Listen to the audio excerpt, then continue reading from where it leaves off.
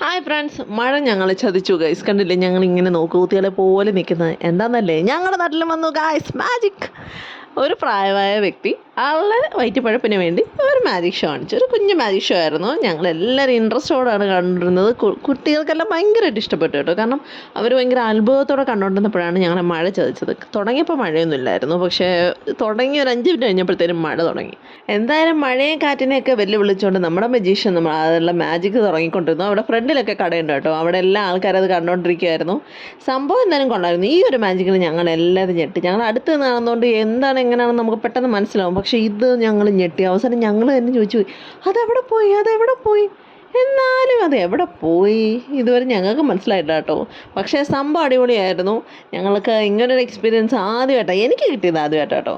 പണ്ട് കുഞ്ഞുനാളിൽ ഇങ്ങനെ സ്കൂളിലൊക്കെ വന്ന് കണ്ടിട്ടുണ്ടെന്നല്ലാതെ അത് കുറേ നാൾക്ക് ശേഷം ഇങ്ങനെ കണ്ടപ്പോൾ ഒരുപാട് സന്തോഷമായി.